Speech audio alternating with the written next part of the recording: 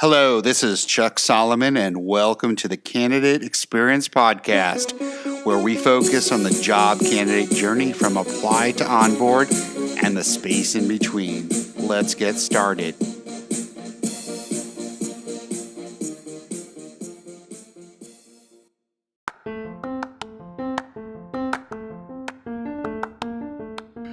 You care about the candidate experience, but have you ever wondered exactly how to bring your company to that next level and offer a world-class experience to your candidates?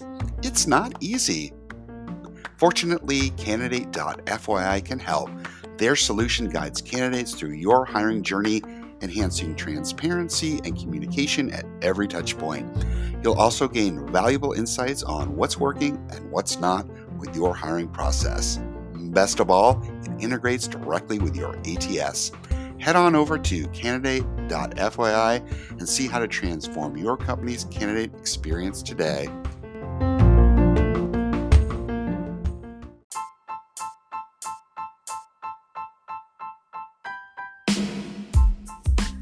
Welcome to the Verdict is In episode, where Teri Harrell, Director of People in North America at Red Hat, is my special guest.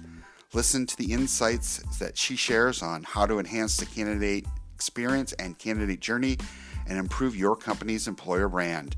If you like what you hear on this podcast, please subscribe and do share with others.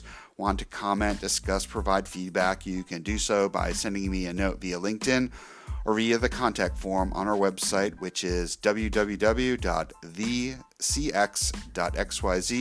I thank you for listening, and here's my interview.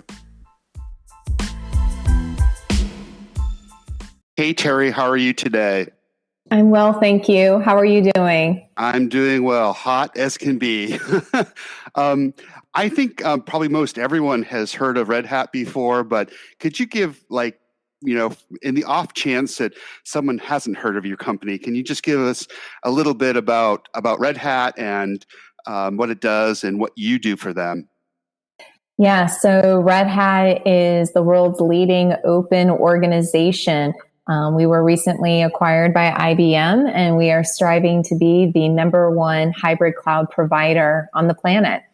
I lead our global consulting group and our North America delivery team within our people organization. Excellent. Thanks for sharing that. How did you get into this whole people business? What's your backstory? You know, interestingly, I think I'm one of the few people that actually has my HR degree. I've got the degree in the field that I work in. I originally went to school to become a physical therapist. And I think my first semester there, the weed out courses in physics and chemistry worked on me. And so I quickly switched over to business. And while I was taking some general business courses, I was really contemplating going to law school. But I took a criminal justice course and I took an HR course, and I thought, you know what? HR is great because it gives me that balance of my passion for law and my passion for people and business. And so 20 years later, here I am. So you could have been a lawyer, is what you're saying. Possibly, I could have. That's funny. Great story. I appreciate that. Can you talk a bit about your philosophy around the whole candidate experience? Sure. I personally want all candidates that interview with me and interview with my team to get a flavor of the experience that we all get to embark on as individual contributors as well as a team. Sure. From some of my recent new hires, I've gotten feedback from them that they've really appreciated, that they already felt like they knew me and they knew the team by the time that they started day one. And I think that's really important. I tend to spend quite a bit of time with candidates to be able to, not just make sure that we make informed decisions, but also that they have enough experience throughout the process to make an informed decision. Sure. On whether or not the role is a good fit for them. Excellent. Go ahead. I'm sorry I cut you off. Yeah, no. Separately, I would just add, in thinking about the overall experience, it's really important to me personally that I cast a pretty wide net to make sure that we have diverse candidate pools from a selection process. And so I work really tightly with my recruiter so that they know my values and where I stand with being purposeful, being really intentional about the way that we create that pipeline of talent of individuals to join our team. Gotcha. Can you share any of the feedback that you've gotten? You had mentioned that you've gotten. Yeah, there was a situation a couple of months ago where I was interviewing someone at another tech company, and it was really clear that this person had great training, great experience, but really wasn't going to be a good fit for this particular role, just because I needed them to have more breadth. To be able to hit the ground running with the level of leaders that they would be aligned to and supporting. And so I took it as a coaching opportunity. I remember applying for jobs myself, and there's always this, outstanding question of, if I'm not going to be selected, why not? What was different about me versus the other candidates? And I really tried to give that feedback just in time. So that they can take that with them on their journey. For this particular candidate, I really was impressed. I thought they had high potential, and maybe in another 3 to 5 years, they would have been ready for this particular role. But I didn't want them losing, inspiration or energy from this particular experience. I wanted them to be able to take away from the experience, as they move forward and look for their next gig. I'm sure they appreciated that. Yeah, they said, well, this is the first. I've never had a manager so kindly tell me that I'm not the right fit for the role. But you know what? We're all human beings at the end of the day. We've all been in these situations. And so I absolutely, at the end of the day, I want to treat people the way that I would want to be treated if the situation were reversed. Sure. I think there has been some, there's a lot of organizations that are afraid to provide any feedback because they're afraid of, legal implications or something like that. So, and I'm not sure why that is. If you're giving them honest feedback on why they did or didn't get the job, then, and you're an ethical company, then that should sort of be a no-brainer, I would think. Let me, if I may, I'll offer some guidance on that. Sure. I hear that, and sometimes I feel no judgment, but I feel that that's sometimes a scapegoat to providing some constructive feedback. And if you're really concerned from a legal aspect, whether you're going to say the right thing or wrong thing, just keep this in mind.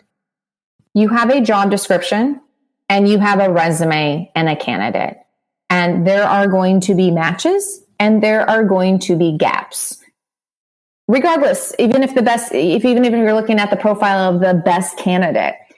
And as a hiring manager, as a regular manager, it is okay to share objectively what those observations are in gaps. And if you have suggestions on ideas to close the gaps or things that you're looking at where maybe other candidates are more qualified, to give that perspective so that people have a better understanding. They walk away with clarity on what those differences are. I use that trick all the time. I'll share with candidates, this is really great. I'm really impressed with this. I want to be clear, you're going up against people who have this, this, and this. And sometimes the only way to obtain that is through experience. If there are opportunities where I feel people can read a book, go get training somewhere, I will offer that. I ultimately want the experience to be positive, because just like I'm taking time out of my day to have these meetings, they're taking time out of their day to do that with me. Absolutely. Well, thanks for sharing that. And I'll put you up there as a model for other hiring managers out there. So thanks for sharing. Thanks for having me. Sure. Is there obviously Red Hat is a company with means and resources as well as IBM. But is there like a tip that you could have for companies on how they could, maybe they don't have the resources. I mean, I hear this a lot. We don't have any money, no budget for this. But is there like just one tip that you could offer companies that don't have much resources that in how they could improve their candidate experience? This is obviously a very hot topic, and I don't know that there's any right or wrong way, but I think it's important for organizations to think about what is best for them. And I think what will influence that is the company's culture. So, for example, there's a lot of large organizations that immediately when they post a job, they get hundreds of applicants. Right. And there's no way feasible to respond to all of them. But as companies will leverage technology. There will be automated response emails. There are mechanisms from a scalable perspective to be able to provide a response. And, my own personal philosophy is that if that message is authentic, then it will most likely be more well received. So, for example, if I apply for a job and let's say I'm not a fit, I'm not going to be considered to move forward with the process, but I get an email from that organization saying something along the lines of, "Hi, so-and-so, received your resume, appreciate your interest in our organization. We are not in a position to potentially, move forward with you at this time, but we don't want that to discourage your interest in our organization. We encourage you to continue to reach out to people that work here and learn about the opportunities, and best of luck to you in your journey and looking for your next best, job," or something to that effect. I'm completely paraphrasing here, but sure. I think there's a way to humanize the communication. I think sometimes what's happening with some organizations is they don't even feel like they don't feel like they're being treated like a human being. They don't feel like there's a lack of connection. And I personally believe that there are opportunities out there to make that connection. Right. So humanizing that experience sounds key. Yeah. And I tell people, I actually just interviewed somebody yesterday and they said, I've applied like 5 times and I'm so grateful to have this conversation. And I tell them, I'm really honest with them. Listen, I looked for 5 years before, I got the interview. So don't lose hope. I'm a big proponent of timing. Right. I really do believe things happen for a reason at the right time. Yeah, I agree. I mean, right place, right person, right time. I think that's very much part of it's very much part of the field I'm in, which is marketing and stuff. Right message, right time, right audience and stuff. And I think if it shows to me if someone's applied 5 or 10 or even more times, it shows to me that they have strong interest. It shows to me that they have that sort of grit or stick-to-itiveness, if you will. I think they should kind of get that opportunity eventually when the stars align and the timing's right. I agree. I mean, you already know this, but leverage your networks, leverage LinkedIn platforms, attempting to meet as many people as possible that work at organizations that you're interested in applying for jobs at, I think is really helpful to, get your name at the top of the list, so to speak.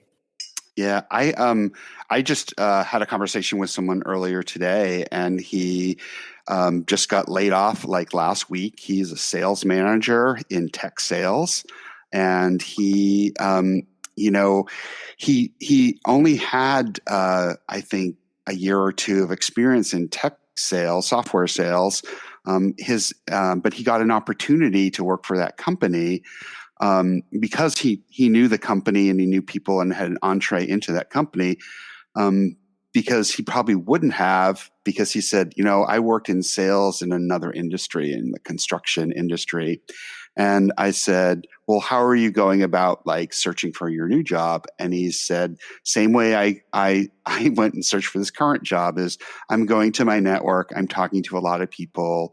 And I am applying, but I'm not putting much weight in the apply process. I'm putting more weight into who do you know, who knows me, who can introduce me, who can get me in the room with the right people that are having the hiring needs now. So absolutely. Market yourself. Yeah, I thought it was a great story. So, well, I wanted to thank you. Also, if people wanted to get a hold of you, how could they do so? They can reach me on my personal LinkedIn profile. It's under Teri Harrell. Gotcha. And I'm assuming you're hiring. What is your career site URL? Yes, redhat.com lists all of our open positions. Awesome. Teri, I want to thank you for your time today and your insights. Thank you, Chuck. Thanks for listening to the Candidate Experience podcast. You can reach out to us via our website, thecx.xyz. That's thecx.xyz.